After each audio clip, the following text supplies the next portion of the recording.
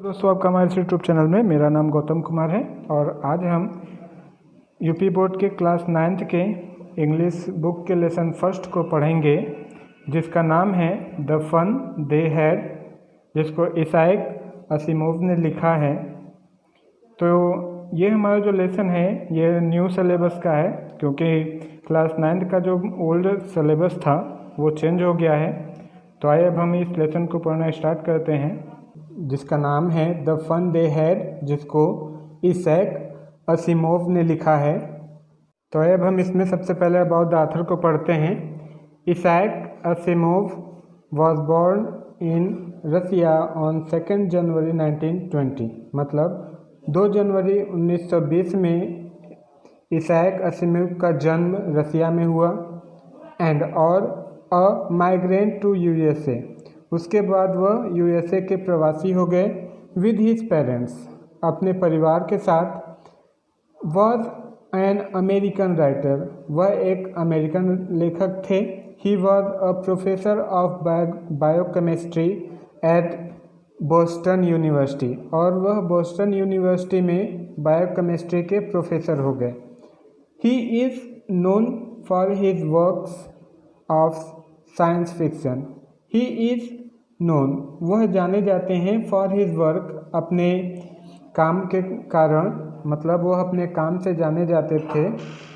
Book, जो वो science fiction book लिखे थे, मतलब इसाक असिमोव जो अपना साइंस फिक्शन लिखे थे वह उस काम के कारण जाने जाते थे।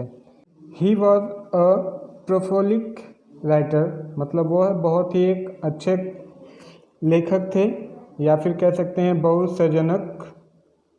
ही रोट मोर देन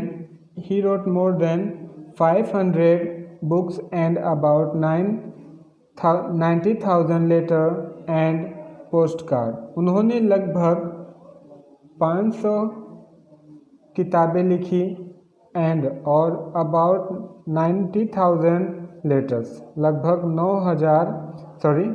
90,000 पत्र लिखे। एंड पोस्ट कार्ड्स, और पोस्ट कार्ड, ठीक है। उसके बाद Isaac was considered one of the big 3 science fiction writer. Asimov जो हमारे राइटर हैं, लेखक हैं, वह कंसाइडर जाने जाते हैं one of the big 3 science fiction writer, 3 बड़े साइंस फिक्शन लेखकों में वो जाने जाते हैं। मतलब असिमोव जो हैं, राइटर हैं इस पार्ट के, वह 3 बड़े साइंस फिक्शन कवियों में या लेखकों में जाने जाते हैं। द अदर 2 बीइंग रॉबर्ट ए, और 2 अन्य कवि हैं या लेखक हैं जिनका नाम है रॉबर्ट ए हेलेन एंड और आर्थर सी क्लर्क, ये दोनों हैं। His most famous work in the foundation series, और उनका सबसे महत्वपूर्ण वर्क है is the foundation series, foundation, ठीक है। His other major series are the galactic empire, और उनका अन्य वर्क है गैलेक्टिक एम्पायर सीरीज है। एंड द रोबोट सीरीज, और एक उनका रोबोट सीरीज है। He also wrote hundreds of short stories. He also wrote hundreds of short stories. और उन्होंने 100 शॉर्ट स्टोरी भी लिखा है। His social science fiction novelette nightfall, और उनका एक सामाजिक साइंस फिक्शन जो है नॉवेलेट है वो नाइटफॉल है, जिसको उन्होंने 1964 में लिखा था। Was rated the best short science fiction story of all time, जो हमेशा एक अच्छी साइंस फिक्शन स्टोरी मानी जाती है। ही डाइड ऑन 6 अप्रैल 1922, उनकी मृत्यु 6 अप्रैल 1992 में हो गई। एट द एज ऑफ 72, 72 साल की उम्र में। इन ब्रुकलिन में, कहने का मतलब उनका मृत्यु ब्रुकलिन में 72 साल की उम्र में 6 अप्रैल 1992 में हो गई थी। न्यूयॉर्क सिटी में, यूएसए, मतलब यूएसए के न्यूयॉर्क सिटी में। ठीक, आइए अब हम अबाउट द लेसन के बारे में पढ़ते हैं। About the lesson, the story anticipates the future picture of school where there would be no book. The story anticipates मतलब होता है पूर्वानुमान लगाना।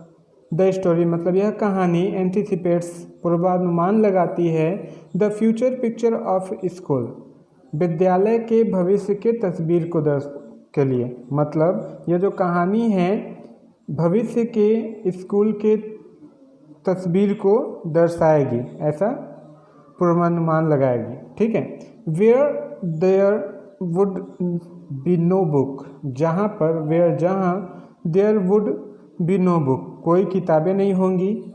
Everything would be taught through computer, everything सभी चीज़ें, वुड बी टॉट पढ़ाई जाएंगी, थ्रू कंप्यूटर कंप्यूटर द्वारा। And be robot would conduct classes, और रोबोट्स क्लासेस को चलाएंगे। टॉमी अ 13-year-old बॉय, टॉमी जो है एक 13 साल का लड़का है। फाइंड अ रियल बुक, जो एक रियल मतलब सच्ची बुक किताब पाता है। इन हिज अटिक मतलब अटारी से, एटिक मतलब होता है अटारी से। कहने का मतलब टॉमी जो एक 13 साल का लड़का है वह एक एटिक मतलब अटारी से वास्तविक किताब पाता है। He shows it to an 11-year-old girl Margie. He shows it, वह दिखाता है, he shows मतलब दिखाता है, it उस किताब को, to an 11-year-old girl Margie, 11 साल की लड़की मार्जी को, 11 साल की लड़की मार्जी को किताब दिखाता है। The girls write his fact, वह लड़की इस तथ्य को इन हर डायरी, और अपने डायरी में लिखती है। एंट्री डेटेड, और उस पर डेट डालती है 17 मई 2157, मतलब इतना डेट वो अपने डायरी के ऊपर लिखती है। Both of them are surprise, वो दोनों आश्चर्यचकित थे। टू सी वर्ड्स, इन शब्दों को देखकर। प्रिंटेड ऑन पेपर, जो पेपर पर छपे हुए थे। द वर्ड्स आर स्टैटिक्स, वे सभी वर्ड्स जो थे स्थिर थे। They do not move, statics मतलब होता है स्थिर। They do not move as they do on, मतलब दे डू नॉट मूव, वो शब्द नहीं मुड़ते थे। As they do on the computer screen, जैसा कि वह कंप्यूटर स्क्रीन पर मुड़ जाते थे। कहने का मतलब जिस तरीके से शब्द कंप्यूटर पर मुड़ जाते थे, कंप्यूटर के स्क्रीन पे मुड़ जाते हैं, उस तरीके से ये जो शब्द थे इस बुक में लिखे हुए थे वो शब्द नहीं मुड़ते थे। वे सभी शब्द कैसे थे? स्टैटिक, स्थिर थे। ठीक है। The book is about A school, the book is about A school, यह किताब स्कूल के बारे में थी। मार्जी हेटेड स्कूल, मार्जी विद्यालय से नफरत करती थी। The reason was that her mechanical teacher gave her test after test in geography which bored her. The reason, और इसका कारण यह था दैट कि हर मैकेनिकल टीचर, मार्जी के जो मैकेनिकल टीचर अध्यापक थे, गिव हर टेस्ट, उसे टेस्ट देते थे। टेस्ट आफ्टर टेस्ट, और बार बार टेस्ट देते देते। इन जियोग्राफी में मतलब भूगोल में, विच बोर्ड हर, जो उसे उबा दिया था। कहने का मतलब किस कारण से मार्जी विद्यालय से नफरत करती थी, तो बताती है कि उसके जो मैकेनिकल वाले टीचर थे, अध्यापक थे, वो बार बार उसे टेस्ट दिलाते थे। इन जियोग्राफी में, भूगोल में, जियोग्राफी का मतलब होता है भूगोल। विच बोर्ड है, जो उसे बोर कर दिया था, उबा दिया था। The mechanical teacher displayed all lesson, जो मैकेनिकल अध्यापक थे डिस्प्ले ऑल लेसन, सभी लेसन को, सभी पाठ को डिस्प्ले दर्शा देते थे, असाइनमेंट काम दे देते थे, and homework on a computer screen, और घर का काम भी उसी कंप्यूटर स्क्रीन पे दे देते थे।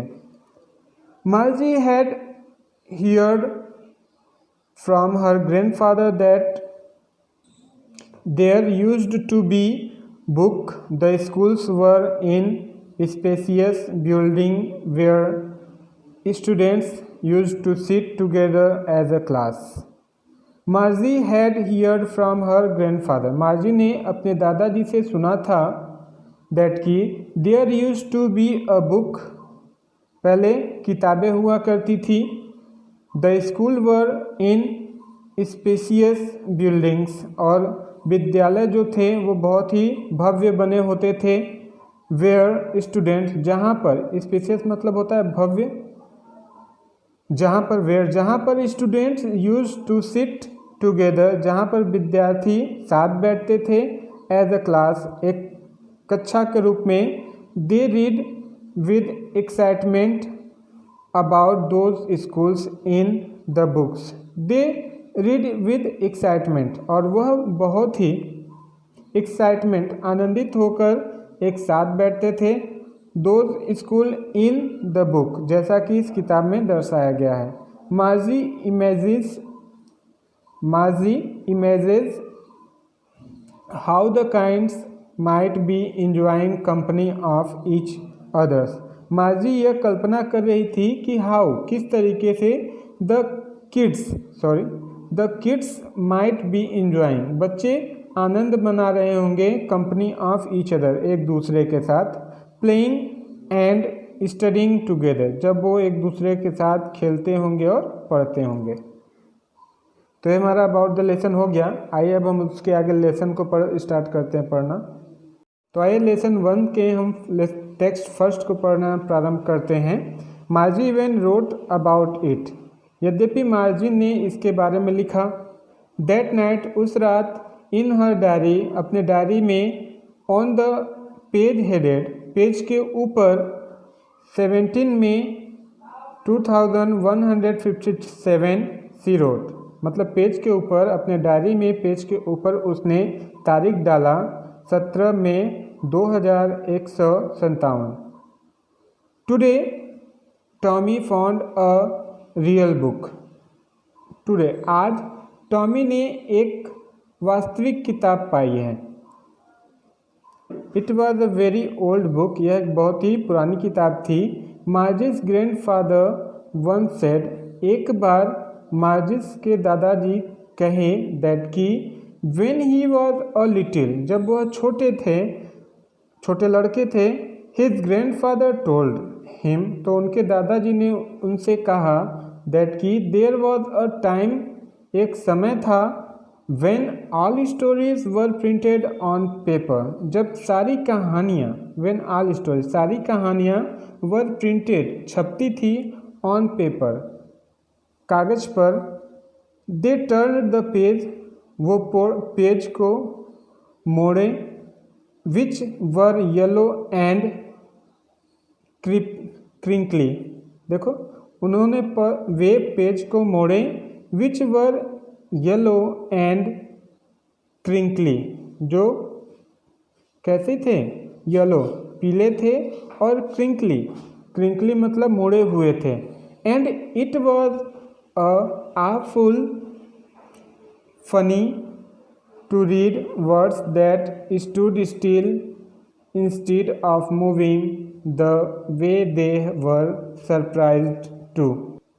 और इट वॉज आफुल, फनी का मतलब, आफुल मतलब अत्यधिक, फनी मतलब आनंददायक, टू रीड मतलब इन शब्दों को, वर्ड्स, इन शब्दों को पढ़ने, that stood still instead of moving the way that were suppose to, that stood still instead, जो स्थिर थी, इंस्टेड ऑफ मूविंग, मुड़ने के बजाय, the way they were suppose to on the screen, मतलब जो चीज़ें स्क्रीन पर जिस तरीके से मुड़ती थी, ये उसके बजाय स्थिर थी, और पढ़ने में अत्यधिक आनंददायक थी। ठीक है, यू नो तुम जानते हो, एंड और देन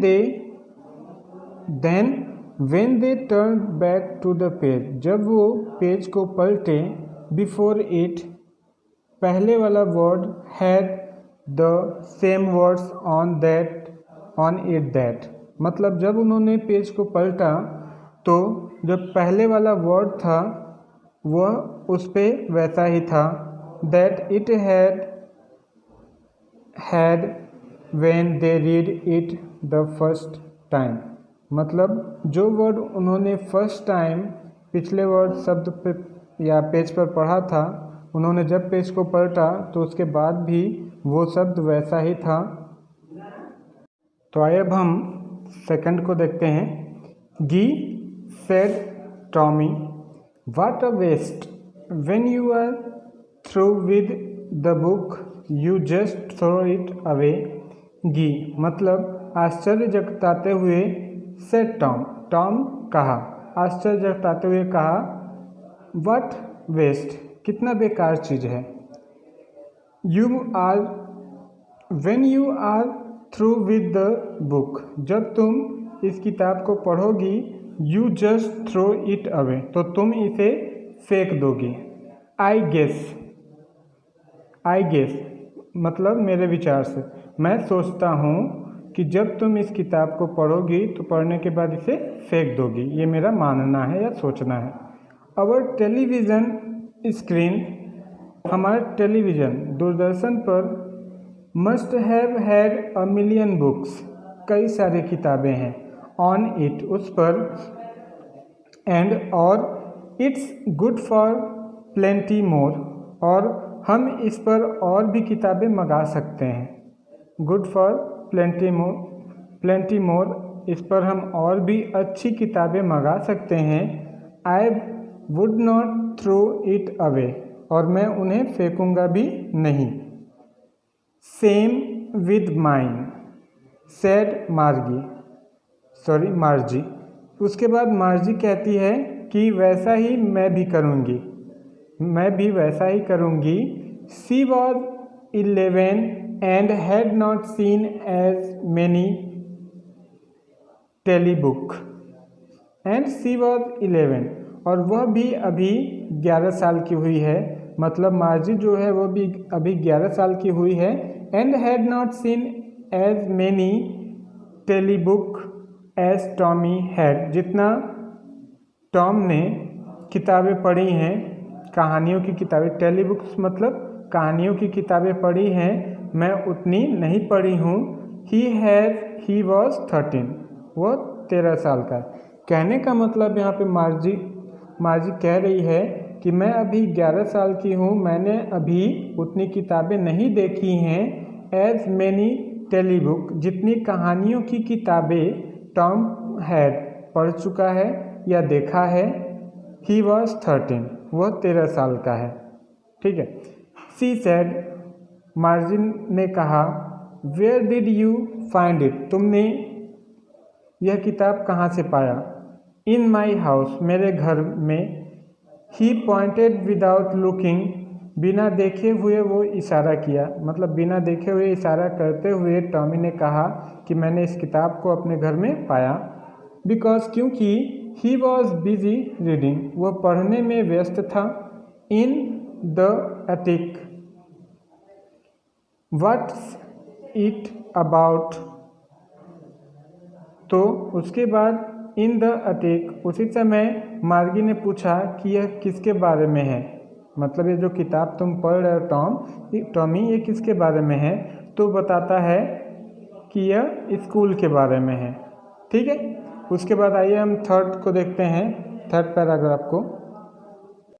मार्जी वॉज स्कॉर्नफुल, मार्जी तिरस्कार करते हुए बोली, स्कूल के बारे में, विद्यालय के बारे में।